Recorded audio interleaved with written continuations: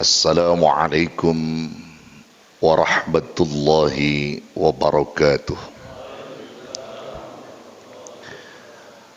Alhamdulillahilladzi qad akhraja nataijal fikri li arbabil hija wa anna fadailahu wa ni'amahu qad afda ila kafatil bashari syarqan wa gharba wa ibadahul muttaqina qad asrafa yaumal qiyamati fi jannatil ma'wa. Wassalatu wassalamu ala sayyidil mustafa wa ala alihi wa sahbihi ahli sidqi wal wafa. Amma ba'du. Al-mukarramun, para alim ulama, para asatiz wal hujjaz, para tokoh masyarakat, sesepuh dan bini sepuh yang saya hormati dan muliakan, terlebih khusus segenap jajaran pengurus Musalla Nurul Hikmah, ya, Bapak Ustaz Haji Maswan beserta jajarannya yang saya muliakan, dan terkhusus pula akhi fillah Ustazuna fillah Bapak Kiai Haji Muhammad Sukri yang saya hormati dan muliakan, dan kita doakan semoga panjang umur beliau, panjang umur, sehat walafiat, dan berkah ilmunya, nambah rizkinya, nambah bininya.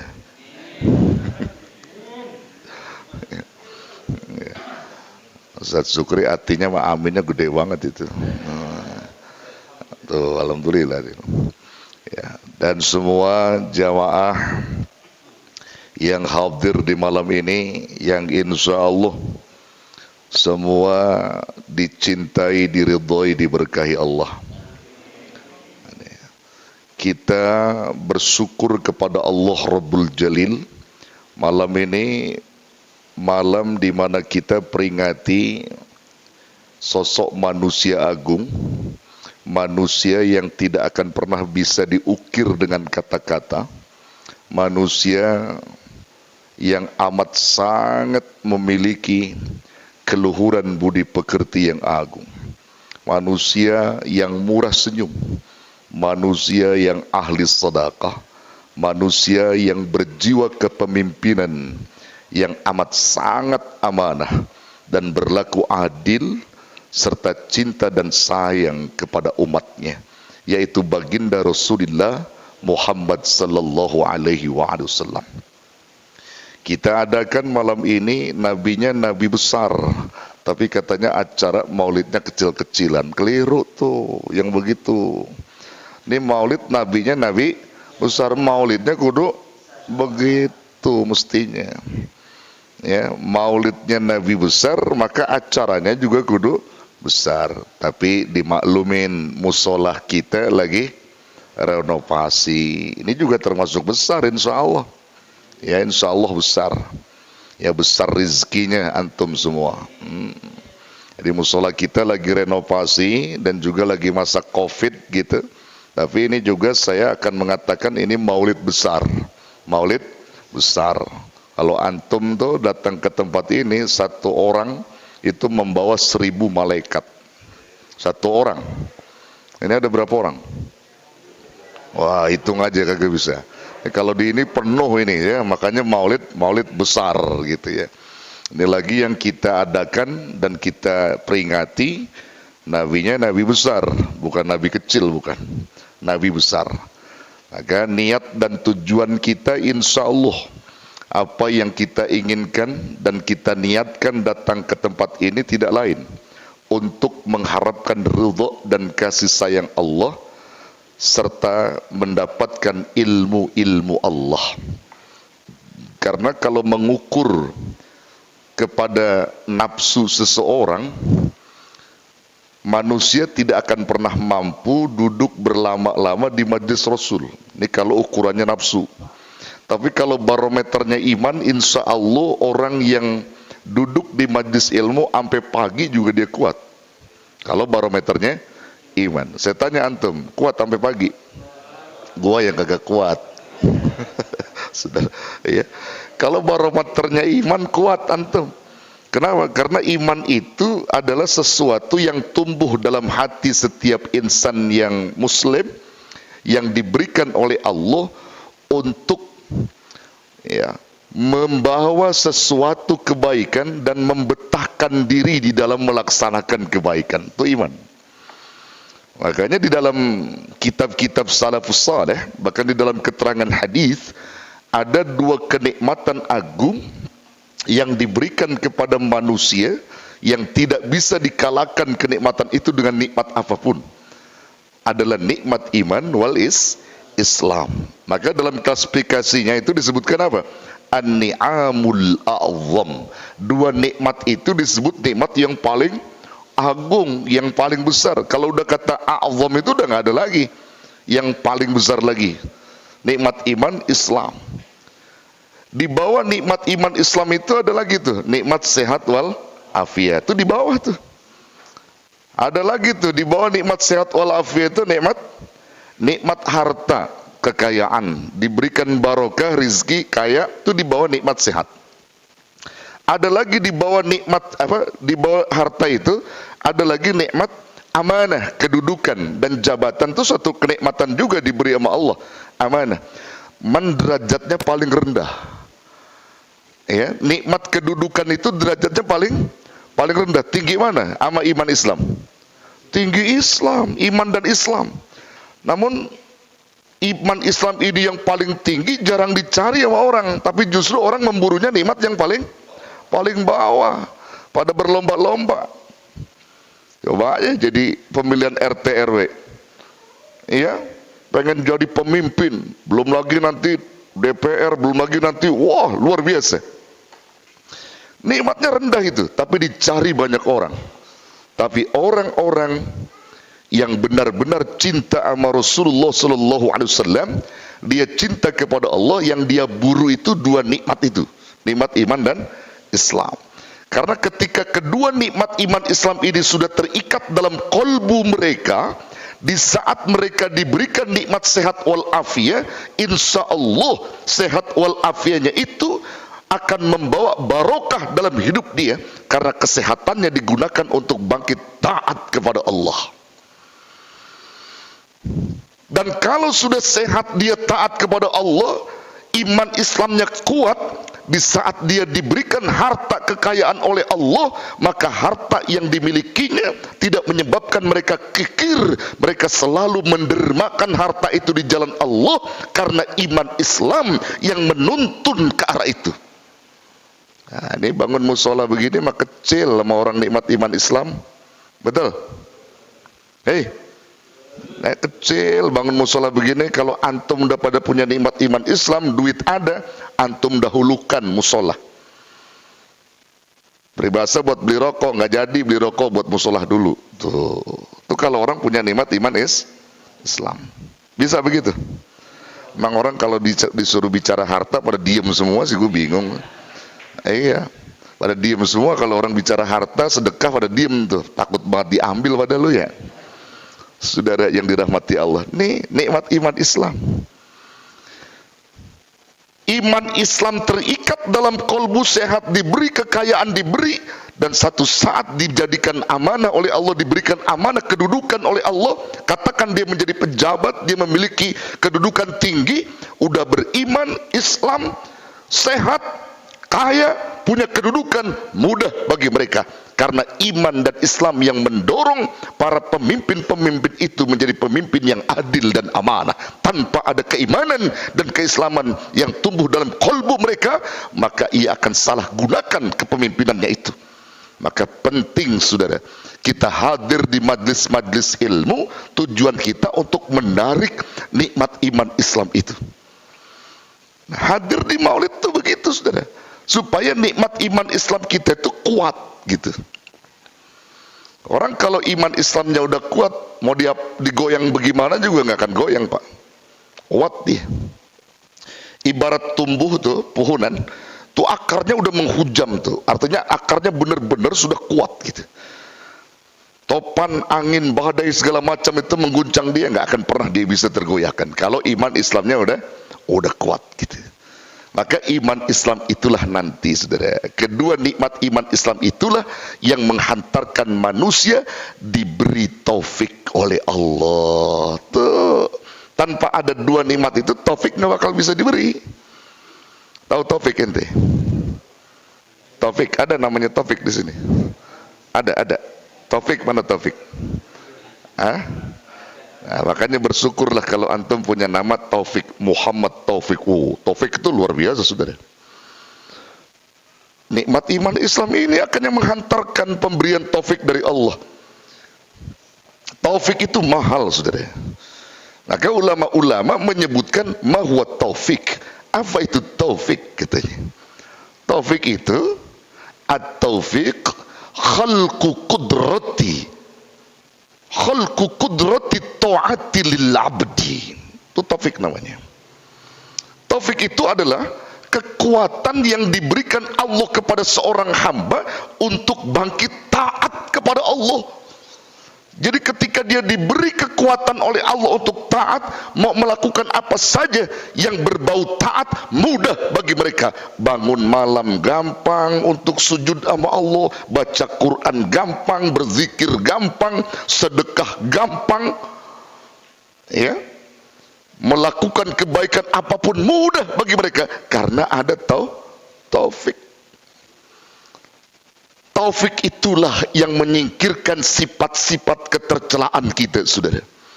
Taufik yang akan membuang sifat riya kita, taufik yang akan membuang sifat sombong kita, taufik yang akan membuang segala bentuk-bentuk kebodohan-kebodohan kita, dibuang oleh taufik. Nggak ada sombong, nggak ada riya, nggak ada ujub, taufik. Karena dia hanya mengharapkan ridho dari Allah Subhanahu wa taala. Khalqu qudrah at-ta'ati lil abdi. Jarang-jarang kita dapetin, Pak. Jadi mahal, saudara. Taufik itu mahal harganya. Saking mahalnya, saudara, saking mahalnya taufik itu, hanya satu ayat yang disebut oleh Allah dalam Al-Quran, yaitu surah Hud. Allah menyebutnya satu kata taufik di situ yang berarti khalqu qudrah at-ta'ati lil abdi. Yang lain gak disebut sama Allah. Kalau Allah menyebut kata taufik di ayat yang lain bukan berarti khalqu qudrah, bukan. Hanya satu aja yang berarti khalqu qudrah, itu surah Hud. Wa ma taufiqi illa billah alaihi tawakkaltu wa ilaihi unib. Itu ayatnya. Wa ma taufiqi illa billah. Tidak ada taufik kecuali Allah yang mendatangkan dan memberikannya. Gak ada yang punya taufik kecuali Allah yang memberikan dan mendatangkannya. Alaihi tawakkaltu, kepadanya aku bertawakal, berserah diri kepada Allah. Wa ilaihi unib, dan kepadanya kami kembali dan bertobat kepada Allah.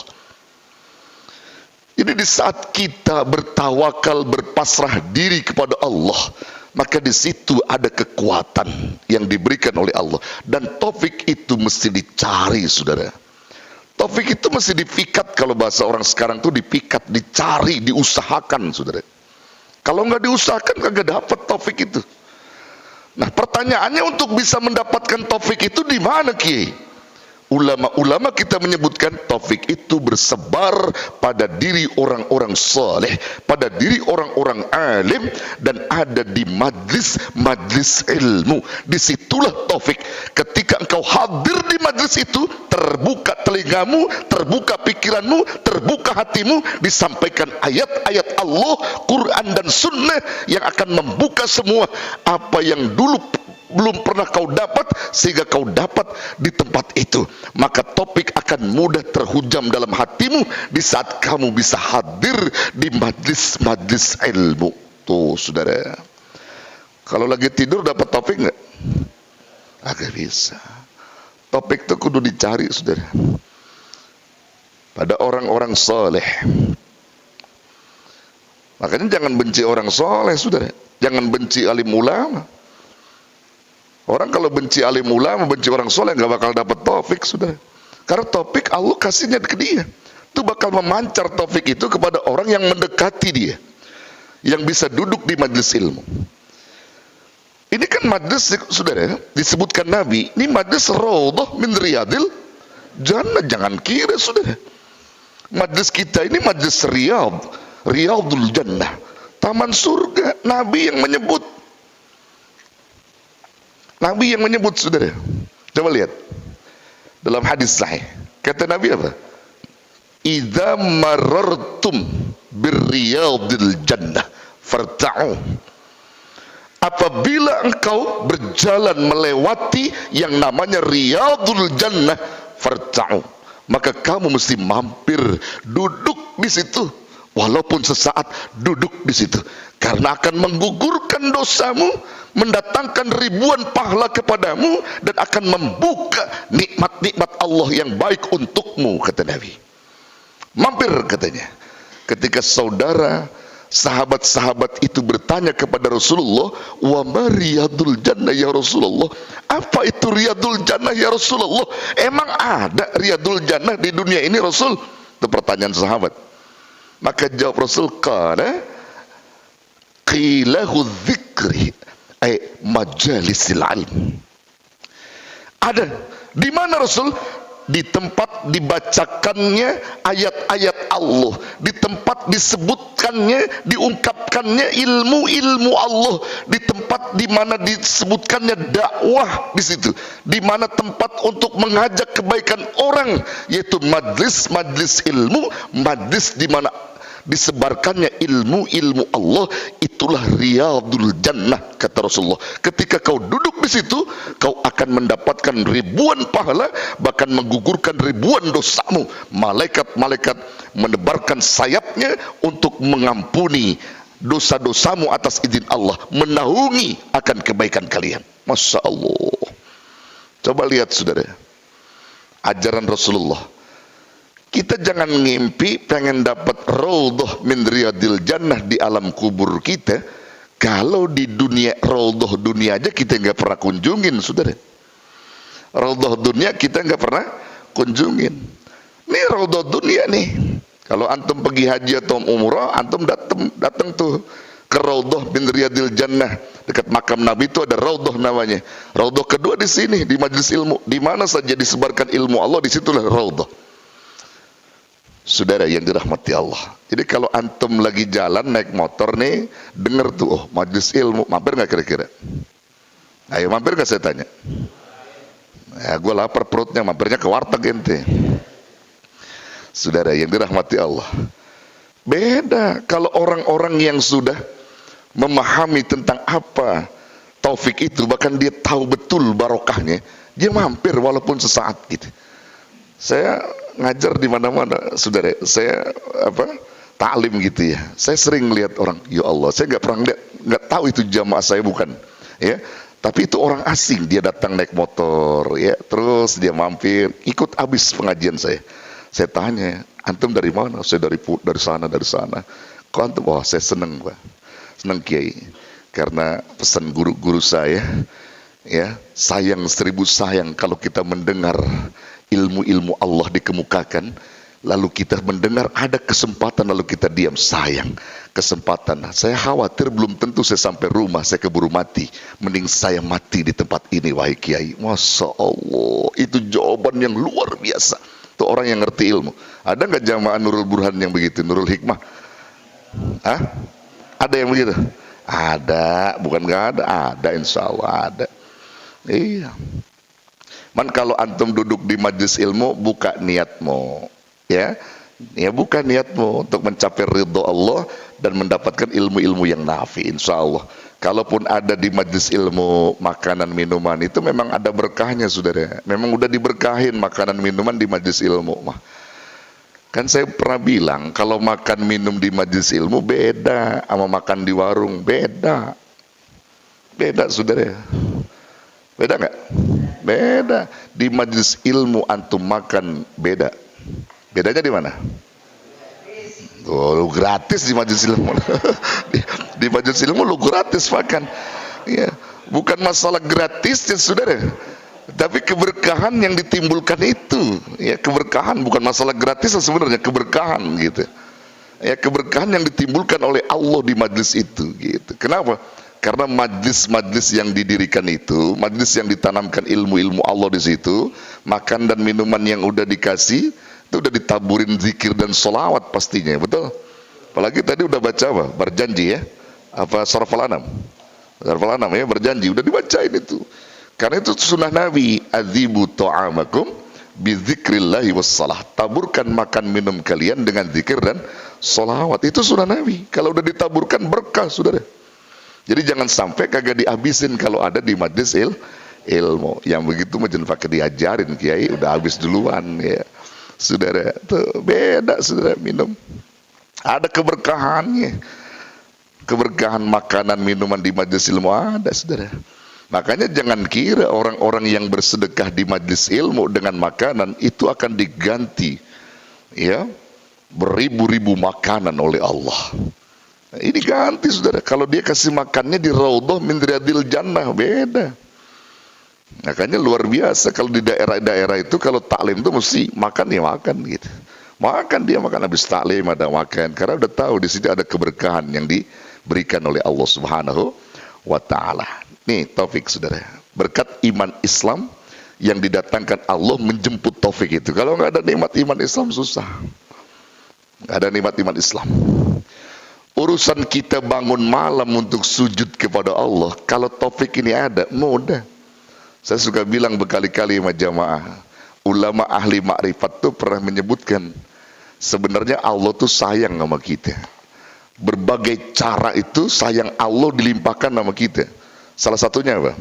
Ketika engkau bangun malam, sababiah engkau mau buang air kecil, itu satu sabab kata ulama marifat cinta Allah kepada kamu. Tujuannya ketika engkau bangun, pengen buang air kecil saat itu, Allah lagi bangunin kamu. Fulan, kutitipkan air kencing ke dalam perutmu itu, kau bangun di waktu malam, berwudu kamu, setelah kencing kau berwudu, sujud kepadaku. Dibangunin sama Allah. Hakikatnya Allah yang bangunin kita, saudara, kalau kita kencing itu. Nah, pertanyaan saya apa? Kalau antum dibangunin Allah melalui kencing kamu di waktu malam itu, kira-kira antum wudu nggak? Sujud nggak sama Allah? Jangan-jangan lu merem-merem kencing doang balik lagi. Betul? Berat man. Apalagi begitu bangun malamnya apa? Hujan-hujan. Waduh. Itu lebih besar lagi pahalanya saudara. Kalau kita bisa buang air kecil tuh di waktu malam hujan, kita wudhu, kita zikir di tahajud, masya Allah luar biasa. Tapi kalau orang punya topik gampang, mudah saudara. Ada orang nggak punya topik gampang banget bangun malam jam 2, jam 3, jam 2 dia bangun, gampang. Nggak ada topik. Ada sepak bola dia bangun. Sepak bola gampang banget dia bangun tuh. Ya. Ya nggak masuk topik tuh. Kalau topik itu khalqu qudrah tadi, ya untuk taat kepada Allah diberikan, baru dia. Memang itu setannya luar biasa saudara. Ya tapi lagi-lagi orang-orang beriman itu yang dia buru. Maka kalau udah taufik dipegang oleh dia, diberi sama Allah, tuh mau apa aja gampang saudara. Gampang saudara. Gampang. Ya. Saudara yang dirahmati Allah, Rasulullah Sallallahu Alaihi Wasallam selalu banyak menganjurkan kepada umatnya, para sahabatnya, jangan pernah kau lepas taufik ketika Allah sudah memberi kamu taufik itu. Jadi istiqomah. Makanya dikatakan Rasulullah ketika ditanya oleh sahabat, ya Rasulullah, ajarkan kepadaku tentang satu amalan dan aku akan pegang teguh amalan itu dan bisa menyelamatkan diriku. Jawab Rasulullah apa? Qul amantu billah tsumastaqim. Katakan, aku beriman kepada Allah kemudian istiqomah. Jadi kalau kita udah beriman itu istiqomah. Taufik itu akan bisa berlangsung sampai ajal menjemput kita kalau kita istiqomah di dalam melakukan ketaatan itu. Enggak temporer taat kita, tetapi istiqomah, istimror sampai ajal menjemput kita. Nah, itu baru taufik itu kuat di dalam diri kita. Insya Allah saudara. Makanya kan saya suka ngomong juga saudara ya. Rasulullah kan dalam hidupnya itu cuma minta 3 kok sama Allah. Cuman minta apa? 3 aja yang diminta sama Nabi. Ini pun Nabi menganjurkan kita untuk memintanya kepada Allah. Karena itu kunci semua. Tanpa kita minta 3 hal sama Allah, kita akan rugi, saudara. Karena 3 hal yang diminta sama Nabi ini adalah 3 permintaan yang menghubungkan diri kita untuk masuk ke surganya Allah. Saudara, kalau saya tanya mau ke surga, mau ke neraka kira-kira? Surga pastinya. Mau ke surga semua orang yang beriman mau ke surga, nggak ada yang mau neraka. Ada nggak yang jawab saya mau neraka? Goblok tuh orang. Ya iya, semua pasti mau ke surga, saudara. Dan Nabi ngajar kita, cukup kau minta kepada Allah dengan 3 permintaan sebagaimana aku minta 3 kepada Allah. Apa yang diminta sama Nabi? Pertama, Nabi minta ya umur terbaik di akhir hayat. Yang kedua, amal terbaik di akhir hayat. Yang ketiga, hari terbaik di akhir hayat. 3 komponen ini besar dari Allah Subhanahu wa taala. Kita hidup itu diliputi 3 hal ini, umur, amal, hari. Hari, amal, umur. Diliputi gitu aja. Dan menarik perhatian kita, Rasulullah meletakkan amal itu baina, di antara umur dan hari. Al-amal bainal umri wal ayyam. Amal itu di tengah antara umur dan hari. Kenapa? Karena amal ini tuh tengah yang menentukan nasibnya manusia itu. Nah, amal itu ada 2. Ada amal saleh, ada amal toleh atau amalus sayyi'ah. Ada amal saleh yang bagus, ada amal toleh yang buruk, sayyi'ah. Nah, tinggal mana manusia ambil. Kalau dia ambil amal saleh, umurnya ngikut. Umurnya akan terikut kepada kesolehannya. Hari-harinya pun akan ikut. Ketika dia ambil amal toleh atau sayyi'ah, maka umur dan hari yang dia lalui pun akan mengikutinya. Makanya Rasulullah ketika mendeteksi tentang kebaikan manusia, ya, ketika Rasul mendeteksi kebaikan manusia, Rasul menisbahkan pada umur dan amal. Betul nggak? Coba aja lihat hadis itu. Apa kata Nabi? Khairun nas man tola umruhu wa hasuna amaluh. Masya Allah. Sebaik-baik manusia adalah orang yang diberi umur panjang, bagus amalnya. Tuh. Tapi sebaliknya, wasarrun nas man tola umruhu wa sa'a amaluh. Seburuk-buruk manusia adalah yang diberi umur panjang, buruk pula amalnya. Kita kan gak mau, Pak, umur panjang tapi buruk amal. Kita pengen umur panjang baik amal, saudara. Pengennya kan begitu. Rasul minta umur terbaik di akhir hayat. Ini yang menentukan posisi hidup bahagia kita itu di situ, saudara. Umur terbaik di akhir hayat. Karena itu kunci. Disebutkan Nabi apa? Amal yang akan diikat oleh Allah, yang terus akan dibawa ke surga tuh amal terakhir, bukan amal di awal. Amal terakhir. Cuman kita kan nggak pernah tahu di akhir kita bagus apa kagak, kan gitu ya. Amal yang terakhir yang diikat sama Nabi, innamal a'malu bi khawatimiha. Sesungguhnya segala amal itu yang menjadi penilaian Allah yang di akhirnya, Pak, bukan di awal. Yang di akhirnya itu yang akan menjadi ikutan, yang menjadi ikatan luar biasa. Nah, bagusnya setarnya bagus, finishnya juga bagus, tuh yang bagus tuh. Lahirnya kita fitrah, tengahnya fitrah, akhirnya fitrah, itu yang bagus. Cuman kita kan nggak tahu. Manusia kan diliputi dengan nafsu itu. Ya, ada nafsu. Wallahu alam, kita nggak tahu. Maka Nabi minta itu, umur terbaik di akhir hayat, amal terbaik di akhir hayat, dan hari terbaik di akhir hayat. Maka ada doa yang populer Nabi, yang kita mesti baca itu doa. Nanti di akhir saya kasih amalan, antum amalin ya. Amalin, nanti saya ijazahkan malam ini insyaallah. Mana doanya? Allahumma ja'al khaira umri akhirahu, wa khairu amali khawatimahu, waj'al khaira ayyami yawma alqauka. Sahih. Ini Nabi minta, ya Allah, jadikan umurku umur terbaik di akhir hayatku. Jadikan amalku amal terbaik pada waktu penutup akhir hayatku, dan jadikan hari-hari terbaik di saat aku berjumpa denganmu saat datang kematianku. Masya Allah. Saudara, kita nggak tahu, Pak, di bumi mana kita bakal dimatikan sama Allah, dalam kondisi apa, husnul khotimah, su'ul khotimah. Maka karena kita nggak tahu, berlomba kita dalam kebaikan ini. Untuk menentukan amal baik tidaknya kita, tergantung kita. Yang nanti Allah akan libatkan semua itu, Allah akan berikan kemudahan buat kita. Biar ini lancar, saudara nih. Lancar nih. Umur kita itu jadi umur terbaik nanti kalau kita minta kepada Allah sampai ajal menjemputnya. Saudara, saudara pernah dengar riwayat seorang pelacur masuk surga? Pernah ya? Pernah. Yang dihitung sama Allah, amal terakhir apa amal yang awal? Terakhir. Pelacur masuk surga, saudara. Pelacur masuk, gara-garanya apa? Tuh, nolong apa? Nolong apa? Nolong orang. Nolong seekor anjing tuh. Ya, seekor hewan. Hewan ditolong sama pelacur, dikasih minum. Karena Allah dikasih minum gak lama, pelacur mati. Begitu mati, digiring sama malaikat masuk surga. Kenapa? Amalnya ikhlas karena Allah nolongin hewan. Hewan adalah makhluk Allah. Masya Allah. Kemarin-kemarin dia kagak ibadah, bagaimana itu? Gak dihitung sama Allah yang akhir. Detik menjelang akhirnya. Ada lagi seorang alim ulama pada masa Nabi Allah Musa alaihissalam, sahabatnya Musa, Mal'am bin Bakhura, seorang alim Pak, yang luar biasa, tapi matinya tragis, su'ul khatimah.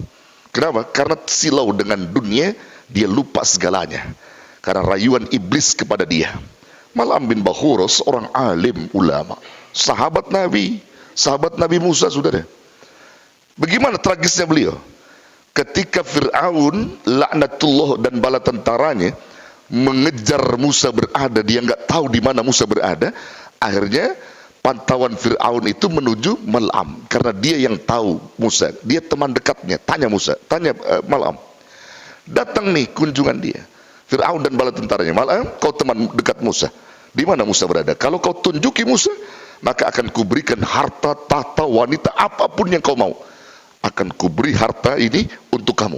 Dikasih berkarung-karung harta, saudara. Awalnya nolak, gak akan pernah saya unjukin di mana Musa berada. Nolak dia. Setan masuk ke dalam hati Mal'am. Apa kata Mal'am? Kata setan, Mal'am, kesempatan terbaik. Salatmu sudah banyak, zikirmu sudah banyak, amalanmu sudah banyak. Ini kesempatan kau dihadapkan pada maksiat, kau ambil, nikmati itu. Ingat Mal'am, dia bawa ayat nih, setan bawa ayat, saudara.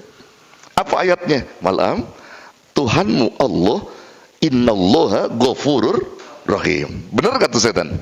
Betul gak? Betul tuh ayat. Sesungguhnya Allah Maha Pengampun lagi Maha Penyayang. Jadi ketika kau sudah menikmati maksiatmu, munkaratmu ini, maka kau bertobat, diampuni sama Allah. Kata Mal'am, benar juga. Tapi Mal'am lupa kematiannya lagi mengintai dia, saudara. Mal'am lupa kematiannya lagi mengintai dia. Fir'aun bukan orang bodoh. Saat itu Mal'am, kau tidak bisa begitu saja tunjukin Musa berada di sana, tidak. Tapi kau harus menjadi pemimpin tentaraku di depan, kau berkuda, aku ikuti di belakangmu. Tunjukin di mana Musa berada. Jadi Mal'am juga ngikut, saudara. Di tengah perjalanan, apa yang terjadi? Allah murka, digulung oleh Allah dengan topan dan badainya. Maka saat itu terjungkal dia, tergulung, terhempas ke batu, pecah palanya, dan mengembuskan napas terakhir dalam keadaan su'ul khatimah. Na'udzubillah, semua na'udzubillah. Kita nggak tahu, saudara. Kita nggak tahu. Maka pantas kalau Nabi minta kepada Allah umur terbaik di akhir hayat, amal terbaik di akhir hayat, dan hari terbaik di akhir hayat. Tujuannya itu, saudara. Nih, jadi kita kalau diberi umur panjang dalam urusan taat, gitu, itu luar biasa. Makanya minta sama Allah. Mintanya supaya kita tetap istiqomah taat kita. Man, kalau bahasa umur begini Pak, umur tuh sebenarnya nggak bisa dipanjangin, nggak bisa. Umur tuh udah ditentuin dari sono sama Allah.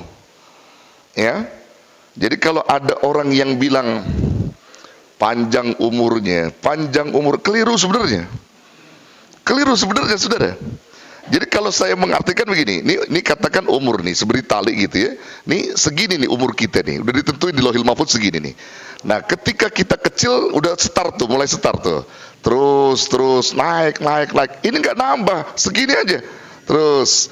Nah, kira-kira panjang apa diem? Diem. Berarti berkurang apa bertambah? Berkurang. Jadi kalau antum ulang tahun mestinya ngomongnya gimana? Pendek umurnya, pendek, begitu mestinya. Nah, kalau berkah umur, jadi pintar lagi nih ngomongin berkah itu doa itu ya. Ya mestinya bukan panjang umur tapi berkah umur. Kalaupun mau jujur jangan panjang umur, pendek umur kan begitu. Kalau mau jujur ya, tapi kan nggak ada yang mau begitu. Misalnya ada nih teman ente ulang tahun tetangga ente, ya ente doanya gitu, ayo kita sama-sama pendek umurnya. Marah dia, bisa marah. Kalau bahasa orang Betawi bilang dibagel bisa loh, kan gitu ya kira-kira. Iya. Tapi itu kan harapan ya, boleh-boleh aja. Tetapi lagi-lagi saudara, ini penting buat kita. Nggak bisa Pak, umur itu memang udah ditentuin sama Allah. Udah tentuin sama Allah, tinggal kita minta saja dalam taat sama Allah begitu. Taat umur kita. Apalagi berkali-kali saya bilang, yang orang udah dikasih uban di kepala, kudu malu sama Allah. Yang pada ubanan, malu sama Allah. Tahu ubanan? Rambutnya pada putih. Kalau Rasulullah 63 beliau wafat, ya nggak ada uban, hanya 20 lembar saja, itu pun dalam riwayat itu berpisah-pisah ubannya. Di rambut tuh nggak ada, di sini, di pelipisnya uban-uban 20 lembar itu kecil, sama di sini kecil-kecil dikit aja, rambutnya itu sedikit saja beruban. 63 tahun beliau wafat tanpa uban. Artinya rambutnya hitam, pekat, itu Rasulullah. Allahumma shalli wa sallim barik alaihi. Kalau antum tuh, Rasul umur 63 aja nggak ubanan, antum umur 30 aja udah pada ubanan. Udah 40 ya, 40 udah banyak tuh, 50, 60, wah Ustaz, ini kayak Sukri tuh, udah banyak tuh kayak Sukri tuh, jenggot-jenggotnya pada ubanan tuh, Masya Allah tuh saudara, ya. Coba lihat, Rasulullah nggak ada uban saudara. Ya, hanya 20 lembar saja, itu pun nggak ketahuan gitu, nggak kelacak gitu. Masya Allah, sampai begitu nih, orang tua yang udah pada beruban, kudu malu sama Allah. Malu orang tua beruban.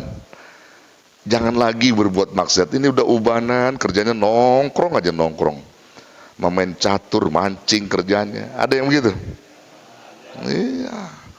Ayo, kalau udah beruban, ayo deketin musola, deketin masjid. Bukan hanya beruban, anak muda juga kudu. Tapi yang beruban kudu malu sama Allah. Coba lihat, ada hadis sahih. Itu ada dalam kitab Tanbihul Ghafilin. Diberitakan di situ, saudara. Rasulullah tuh pernah nangis, saudara. Nangis Rasulullah tuh belum pernah didapati oleh sahabat-sahabat. Tangis Rasulullah sampai sebegitu hebatnya, sampai matanya itu lembam, saudara. Beberapa hari lembam Rasulullah matanya. Ya kalau orang kita bilang bengol deh ya, bengol tuh matanya Rasulullah, Masya Allah. Nah pada hari ketiga tuh Sayyidina Umar, saudara, melihat Rasulullah tuh menangis, air matanya sampai terus menetes di waktu subuh. Tanya sama Umar, ya Rasulullah, lima tabki, kenapa kau menangis? Belum pernah saya melihat kau menangis seperti ini Rasul, ada apa gerangan?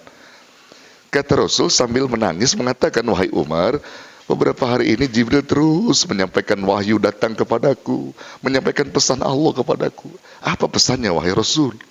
Pesannya dari Allah itu bahwa sesungguhnya Allah itu malu menyiksa orang-orang tua beruban di dalam Islam ketika berbuat maksiat. Allah malu nyiksa dia. Lalu apa hubungannya kau menangis ya Rasulullah? Kata Rasul, Umar, aku menangis bukan karena melihat itu dianya, tetapi aku menangis memikirkan kalau Allah saja malu menyiksa orang tua beruban di dalam Islam yang berbuat maksiat, kenapa dia yang beruban dalam Islam gak pernah malu berbuat maksiat kepada Allah? Itu yang kupikirkan, yang kutangisin. Kan banyak orang tua yang beruban gak pada malu berbuat maksiat, ada gak begitu? Banyak saudara. Tua-tua keladi, ya, tua-tua makin tua makin kalau makin jadi toat sih bagus, makin jadi bengalnya gimana? Nah ini kudu kita pikirin saudara, umur kita ini udah malu kita, kalau rambut udah putih itu kudu malu sama Allah, kudu malu udah sama Allah, kudu deket sama Allah, begitu. Jangan sampai rambut putih ini masih kayaknya kelakuannya anak muda mulu saudara. Iya. Makanya pernah sahabat tuh nanya Rasul, boleh nggak saya nyemir rambut? Rasul sunahinnya firang, nyemir rambut tuh firang, boleh sunnah, jangan hitam. Kalau mau nyemir rambut jangan hitam, firang. Firang tuh, kayak jamaah di goa itu, ya, itu firang sunnah Nabi itu. Firang ini juga firang, sunnahnya gitu, jangan hitam. Tapi ada sabab boleh hitam. Ketika engkau berperang melawan musuh-musuh Allah di medan perang, boleh disunahkan kau hitam rambutmu. Karena apa? Tujuannya untuk mengelabui musuh-musuh Allah. Nah, kata musuh Allah, tadi umat Nabi Muhammad masih pada muda-muda nih, hitam-hitam rambutnya gitu ya, itu boleh gitu. Itu boleh. Tapi kalau antum gak berperang, itu jangan coba-coba kayak hitam gitu. Ya. Ya, umat Rasulullah tuh kalau dia udah tua, dia beruban, maka kalau dia berperang boleh semir hitam. Kalau nggak berperang jangan, saudara. Tapi jamaah pinter juga ngomongnya begini, Kiai. Kita kan sama bini jihad juga, perang juga. Jadi kalau bini ngeliat kita lebih muda kan enak juga. Terserah lu dah, dalilnya lu ambil aja dah. Ya, jangan ada jamaah ada aja Pak nanyanya. Ya, dia pengen tampil beda gitu, nyemir hitam di depan bini gitu, depan istri gitu. Nah, ini saudara yang dirahmati Allah. Jadi saya kira ini menjadi catatan juga buat kita. Jadi kita nggak pernah tahu di bumi mana nih. Permintaan Rasulullah itu luar biasa, agar kita diberi umur panjang, umur terbaik di akhir hayat, amal terbaik di akhir hayat, dan juga termasuk hari terbaik di akhir hayat. Kuncinya apa? Kunci semua itu untuk bisa memudahkan dan melancarkan kita dalam urusan-urusan baik dunia kita maupun urusan nanti di akhirat kita. Allah sudah kasih gambarannya, saudara. Kalau kita pengen mendapat kemudahan-kemudahan dari Allah, baik kemudahan dunia, kemudian akhirat, ya kemudahan di akhirat, maka lakukan ya sabab-sababnya. Allah cuman kasih sabab-sabab aja, yang jalanin kita, bukan Allah. Allah cuman kasih kuncinya, nih kuncinya jalanin. Nah, kalau antum sabab sulit jangan ambil. Ini sebab orang bisa disulitin nama Allah, sulit di dunia, sulit juga di akhirat, jangan diambil. Kan kadang-kadang yang sulit udah dikasih gambaran sama Allah masih diambil, yang mudah dikasih kagak diambil sama dia. Nah, antum saya tanya, pengen mudah pengen susah? Pengen mudah kan? Hidup pengen dimudahin gak sama Allah? Pengen kan? Nggak pengen disulitin kan? Nggak pengen. Kalau ente pengen dimudahin, buka surah Al-Lail ayat 5, 6, 7, itu menjelaskan tentang kemudahan-kemudahan yang Allah akan berikan kepada manusia. Ayat 5, 6, 7 itu ada syarat-syarat kemudahan yang kita dapat. Adapun ayat 8, 9, 10 adalah menjadi penyebab di mana orang susah hidupnya, bahkan sulit hidupnya. Jangan ambil. Kita bahas sedikit. Ya, kita bahas. Pertama, orang kalau pengen dimudahin hidupnya sama Allah, baik mudah di dunia maupun mudah kelak di akhirat, satu yang mesti kita jalankan adalah fa'amman a'ta. Apa a'ta? Dermawan. Jangan pelit, jangan kikir. Ayo dermawan kita. Rezeki yang Allah tumpahkan nama kita, ayo kita sumbangkan pada jalan Allah. Ayo kita berikan yang membutuhkan. Dalam hal ini adalah fakir miskin, anak yatim, termasuk di masjid kita, musola kita lagi bangun. Ayo keluarin. Kalau yang mau dimudahin a'ta, ayo berikan semua, keluarkan. Dermawan, saudara, dermawan. A'ta. Setelah a'ta, wattaqa, dia bertakwa kepada Allah. Ini menarik perhatian kita, saudara. Allah menyebut a'ta dulu baru wattaqa. Artinya apa? Di sini Allah mengajarkan orang kalau sudah mudah kedermawanannya, orang sudah gampang melakukan kedermawanan, maka untuk jenjang takwa itu gampang, saudara. Tapi ketika orang takwa itu disebut takwa, makanya banyak orang-orang yang mengedepankan dirinya untuk taat kepada Allah. Katanya dia taat gitu, sholatnya rajin, puasa rajin, tapi kikirnya juga rajin. Maka orang yang demikian belum dikatakan takwa oleh Allah, karena kunci ketakwaan itu adalah kedermawanan, salah satunya, bukan kekikiran. Ada nggak orang yang sholatnya rajin, puasanya rajin, tapi kikirnya juga rajin? Ada nggak? Ada nggak? Di sini ada. Saudara ini rahmat Allah. Ini penting buat antum nih. Sholat mau rajin banget, luar biasa. Berjamaahnya kayak apa tahu, rajin dah pokoknya. Tapi giliran infak, udah ntar dulu dah, minggir, jauh dia. Jauh. Aktonya nggak ada. Kalau ente taat, akto juga dong. Apa itu? Dermawan, baru takwa itu. Ada takwa. Kalau sudah diberikan ketakwaan, kedermawanan, ada ketakwaan, ada wasaddaqa bil husna. Syarat yang ketiga, membenarkan pahala terbaik dari Allah. Dia nggak pernah suudzon kepada Allah. Artinya Allah pasti mendatangkan pahala terbaik bagi orang-orang yang dermawan dan takwa tadi. Kalau tiga ini ada, maka janji Allah pasti, saudara. Fasanu yassiruhu lil yusra, maka kami akan sediakan baginya jalan kemudahan. Mudah, gampang saudara. Mudah ente. Mau bangun rumah mudah. Mau beli mobil mudah. Mau beli kulkas mudah. Mau nambah sepeda mudah. Mau nambah motor mudah. Mau nambah istri tuh ente tuh mudah. Pokoknya dimudahin nama Allah, saudara. Gampang, mudah. Kalau tiga syarat itu ada. A'ta, wattaqa, wasaddaqa bil husna. Pegang tuh, kunci nih Pak. Kita harus yakin dengan Allah, dengan firman-Nya Al-Quran. Itu kunci kemudahan. Dan ini banyak dijalankan oleh orang-orang yang yakin pada Allah. Terbukti, saudara. Terbukti. Masya Allah. Tapi ketika engkau berada dalam kesulitan, hidupmu nggak berkah, susah semuanya. Jangan salahkan Allah, karena semua itu antum yang melakukan, antum yang berbuat. Allah sudah kasih sebab-sebabnya, jangan diambil kata Allah. Tapi ente ambil sebab di mana engkau susah dan sulit. Kau pilih kesulitan atas dirimu kata Allah. Apa itu?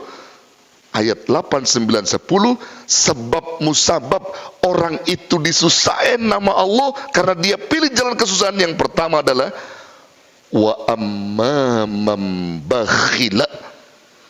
Adapun orang kikir, pertama kikir, pelit, buntut gasiran. Kalau kata orang Betawi bilang, lu buka, lu buntut gasirannya ada nggak pada lu? Buntut gasiran saudara, artinya pelitnya bukan main.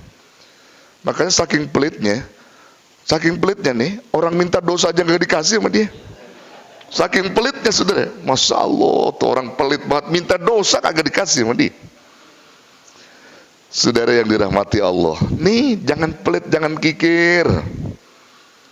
Ya, pokoknya nih musola kalau kita bersatu padu, aduh gampang dah. Gampang banget deh bersatu padu. Gampang jadinya. Kalau tadi syarat yang itu kita ambil. Kalau udah kikir susah. Kalau udah niatnya kikir nggak bakal jadi musola. Makanya ada tuh Pak Haji kikir. Ada Pak Haji kikir saudara. Salah baca hadis, salah dengar hadis. Dia dengar di majelis ilmu sama ustadz sama kiai, kata Nabi, kata hadis tuh disebutkan.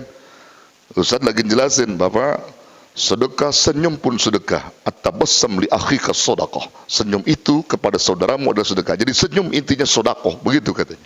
Itu hadis, benar enggak itu hadis? Salah dia baca, salah dia pahami. Duitnya banyak, Pak. Kalau lewat musola lagi dibangun senyum. Keropak lewat senyum. Ditanya sama panitia, Pak Haji, kenapa enggak masukin keropak, masa ngeliatin musola yang dibangun enggak dibantu duit? Lu kagak tahu ya. Gua senyum tadi, gua udah sedekah sama masjid musola. Ya Allah ya Rabb, bukan itu maksudnya. Dia kagak jadi saudara, orang kaya senyum mulu sama masjid musola, nggak jadi gitu. Iya. Nah ini juga saya bilangin nih sama panitia musola ya. Orang miskin itu keramat juga nih. Orang miskin taat jangan dijauhin. Orang miskin taat jangan dijauhin. Misalnya dia miskin nih hidupnya, tapi taatnya luar biasa. 5 waktu dia nggak pernah tinggal. Deketin dia. Kalau lagi bangun musola, bangun masjid, deketin dia. Bawa map ente, proposal ente sebelum masuk ke sono, bawa dulu ke dia. Bawa ke dia. Minta duit Ustaz. Lah dari mana duitnya dia? Kita datengin minta apa? Doa, Fatihah bukan duit.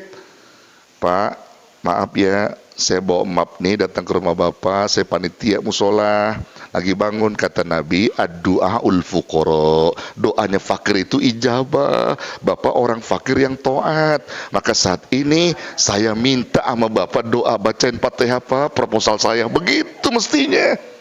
Begitu nggak? Pol, begitu pol, jangan datangin orang miskin taat, minta bacain Fatihah, baru masuk ke perusahaan-perusahaan, dimudahin nama Allah berkat doa orang fakir. Kenapa? Sekarang belum ada jawaban juga. Kemarin nanti kagak masukin orang fakir sih, salah ente. Doain tuh orang fakir, minta doa sama dia, maka dilancarkan tuh sama Allah gitu. Jangan sampai dibuang itu, Pak. Doaul fuqara itu penting. Ya. Tuh, jadi kikir itu menjadi penyebab di mana susah hidup kita, susah. Setelah itu apa? Wastaghna, dia merasa cukup. Ya, artinya apa? Dia nggak perlu bantuan Allah. Sombong nih orang. Sombong dia, nggak perlu sholat, nggak perlu puasa, kata dia. Yang penting rezeki gue dapat gitu ya. Nggak perlu sombong. Ya artinya nggak perlu taat. Sombong deh. Yang ketiga, wakadzdzaba bil husna, dustain pahala terbaik dari Allah. Nggak pernah dia dalam hal ini meyakinkan dusta bagi dia. Allah itu menurut dia bullshit semua. Maka orang sudah, kalau udah sebab itu dia pegang, saudara, ada sama dia, fasanu yassiruhu lil usra, maka kami bakal sediain baginya jalan kesulitan. Sulit semuanya, sulit saudara. Maka jangan salahin Pak Allah kalau berasa di rumah tangga kacau aja. Nah, itu penyebabnya itu, Pak. Di rumah tangga berasa panas aja, panas. Ngelihat bini mau merenggut mulu, panas. Hati-hati Pak tuh, sebab itu ada tuh. Itu dijelaskan tuh. Ya rumah tangga berantakan mulu, bahkan anak marah-marah mulu, dirongrongin. Jangan nyalain yang lain, koreksi diri kita sendiri aja. Ada kekikiran di saya, ada saya merasa sombong, ada saya mendustakan pahala terbaik dari Allah. Kalau memang itu ada, segera tobat sama Allah, dihilangin sama Allah. Saudara, coba kalau orang yang tiga tadi enak Pak, rumah tangganya enak, anak-anaknya adem, dilihat. Bininya walaupun pesek dilihat, tetap pesek Pak. Artinya adem aja dilihat Pak. Artinya orang-orang begitu tuh tenang hidupnya, tenang aja. Ya, kalau orang udah tadi itu sebab yang ketiga dimudahin sama Allah, aduh gampang. Dari rizki bagi dia bukan dia ngejar-ngejar rizki yang ngejar-ngejar dia. Makanya kata Sayyidina Ali, arizku naw'ani, rizki ada dua macam. Ada rizku yatlubuka, ada rizku tatlubuh. Ada rizki yang ngejar-ngejar kamu, ada juga kamu yang ngejar-ngejar rizki. Tuh, dua tuh. Rizki ngejar-ngejar kamu, ada lagi kamu yang ngejar-ngejar rizki. Itu posisinya yang mana tuh antum disebut Sayyidina Ali? Maunya yang mana? Dikejar-kejar rizki apa ngejar-ngejar rizki? Hah? Posisinya mana?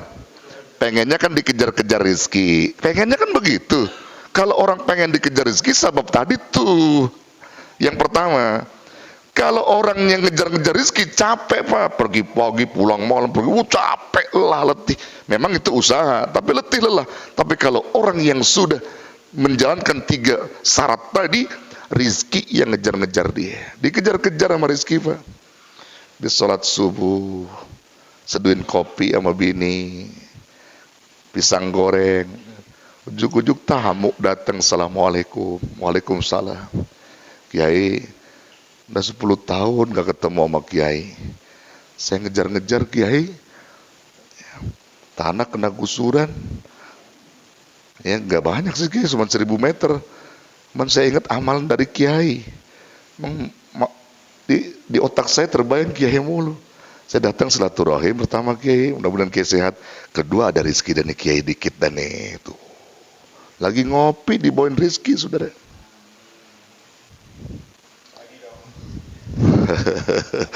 Lagi itu berlaku bukan sekali dua kali Pak, bukan sekali dua kali, bukan ya bukan sekali dua kali berlaku itu. Masya Allah ya Rabb, ini yang disebut dikejar-kejar rizki ya. Masya Allah, datang sendiri saudara, datang sendiri. Mau begitu? Mau begitu? Jalanin yang tadi, jalanin atau taqwa sadaqah, jalanin, insya Allah ada ente, ada. Nah, jadi itu berlaku, yang saya itu berlaku bukan sekali dua kali, bukan sekali dua kali, bahkan sampai berulang-ulang kali saya dapatin itu, sampai berulang-ulang kali. Ternyata itulah kunci sebenarnya. Masya Allah, luar biasa. Kalau kita udah bisa yakinkan semua itu, gampang. Nih Maulid ngajarin kita, karena Nabi yang ngajarin kita untuk dekat dengan Allah. Beliau wafat 14 abad yang silam, meninggalkan banyak sejarah, meninggalkan banyak warisan, meninggalkan banyak ilmu-ilmu kepada kita. Maka kalau kita nggak ambil tuh ilmu-ilmunya Nabi melalui lisannya para ulama, rugi kita, rugi dan celaka. Maka kita ambil dah ilmu Nabi dari lisannya para ulama. Kepanjangan tangan Nabi kan ulama. Al ulama warasatul anbiya. Ulama pewaris para nabi. Dia yang ngaji kitab, dia yang ngaji yang ilmu, yang ngupas seluruh sejarah, riwayat segala macam, dia paham itu, ambil ilmunya. Itu pewaris para nabi, deketin dia. Jangan musuhin ulama. Insya Allah hidup ente bakal berkah. Bakal berkah. Jadi kalau ada ulama di satu kampung itu, Pak, jangan dimusuhin. Kudu deketin. Sering-sering tegor. Bukan hanya negor, datengin ke rumahnya, bawain kopi, gula, gitu saudara. Jangan didiemin tuh ulama, jangan. Minimal assalamualaikum, waalaikumsalam, Kiai. Sehat, sehat. Udah makan, Kiai? Belum. Ayo makan, ajak makan. Jangan didiemin tuh kiai-kiai di kampung kita.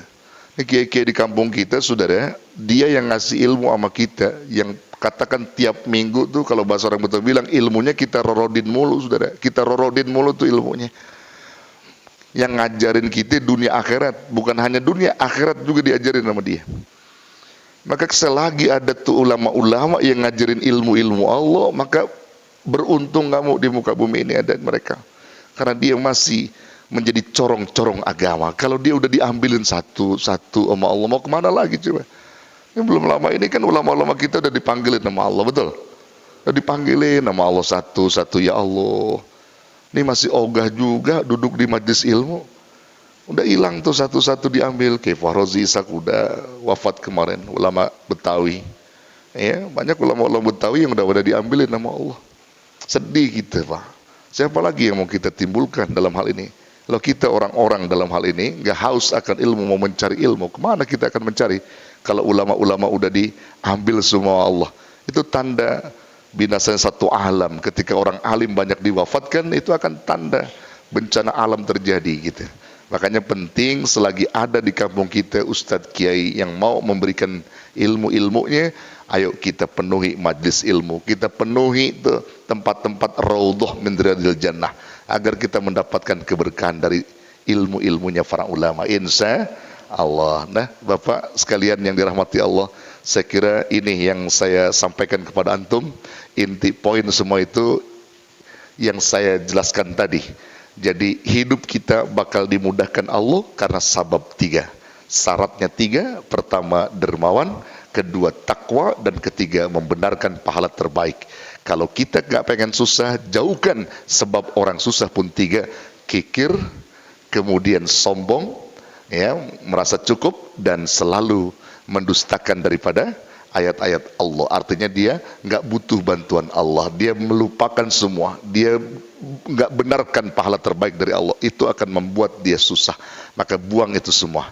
Mudah-mudahan antum semua hidupnya bakal dimudahin sama Allah. Amin ya rabbal alamin. Dah, ini aja sekelumit ya untayan mutiara dari peringatan Maulid. Mudah-mudahan ada hikmah dan manfaatnya. Kurang lebih mohon maaf. Hadanallahu wa iyyakum ajmain.